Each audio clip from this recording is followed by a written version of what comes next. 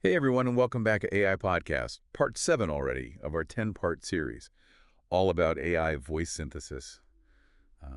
We've been, really getting into how these voices are made, but I think now it's time to kind of flip things around a bit and talk about how we judge the results. Yeah, definitely. It's one of the most interesting aspects of the whole field, really. I mean, we've talked about how they're created, but now the question is, how do we actually know if an AI voice is... Good. Right. And it's got to be more complicated than just, does it sound human? Because I've heard some that sound really, really real, and then others that are like, straight out of an old sci-fi movie. Yeah, for sure. Even among the really realistic ones, though, there's levels to it, right? Like with anything else, you can have Even a the couple projection cords, quality, and craftsmanship. There's a whole science to this, to actually evaluate these voices and go beyond just like... a gut reaction, you know? Okay, so break it down for me then. Where do we even start with this? What are the benchmarks? There are a few really fundamental qualities to look for.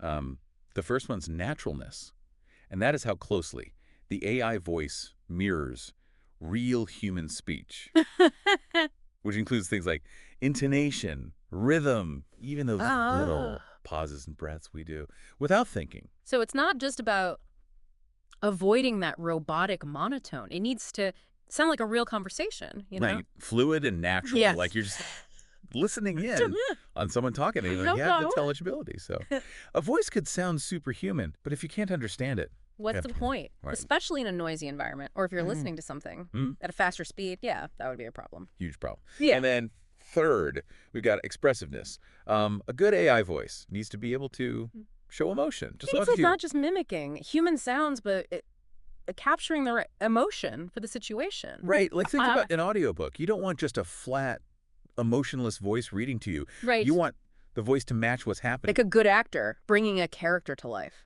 Yeah, exactly. And then there's consistency, which is super important if the voice is like, for a brand or character, you want it to sound the same every time you hear it. Like a company using an AI voice. Yeah. For commercials. Yeah. You wouldn't want it to sound totally different each time. That would be weird, right? Super weird. Yeah. You want to build familiarity and trust, especially for brands. Consistency is key. And then there's latency, which is how long it takes for the AI to process and respond. You know? Right. Like for those virtual assistants, I have to wait 5 minutes for an answer. Right. You need that quick response time. Okay. So that all makes sense. Yeah. But how do we actually measure all this stuff? Get a bunch of people in a room and have them rate the voices. Well, yeah. I mean, the subjective listening tests are a big part of it. People listen and they rate how natural it sounds, how easy it is to understand, that kind of thing. So like rating a movie or something, just giving your overall impression? Exactly. There's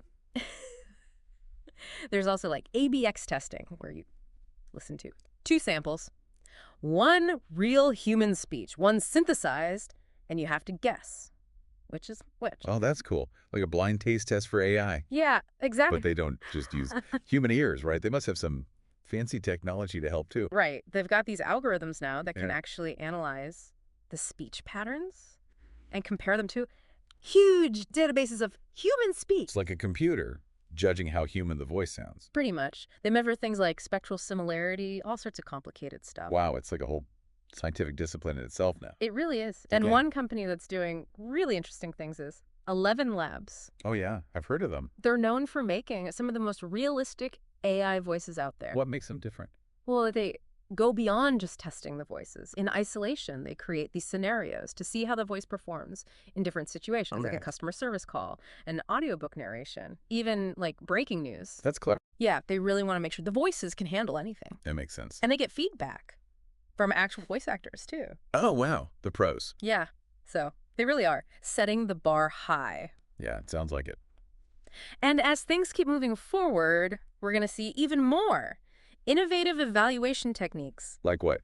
Well, there's a push towards fully automated testing. So AI judging AI. Yeah, pretty much. And another cool area is multimodal evaluation. Multimodal? So right now, we mostly just focus on the audio, but in the future, we might also consider visual and contextual cues. The voice was part of a virtual character or something? Yeah, you'd want the voice to match how it looks and behaves. Okay, I can see that. as these voices become Right. more common, it's going to be really important to consider the ethical implications too, Okay. because there's always the potential for misuse, especially with technology. This Yeah. powerful... So things like bias and privacy. Exactly. We need to make sure these voices are used responsibly. I think that's a good point. Well, this has been a fascinating look at AI voice evaluation.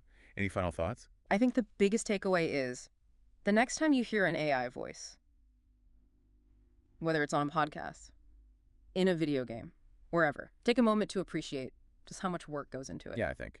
I'll definitely be listening with a new perspective now. And that brings us to the end of another AI podcast episode. Join us tomorrow for episode 8.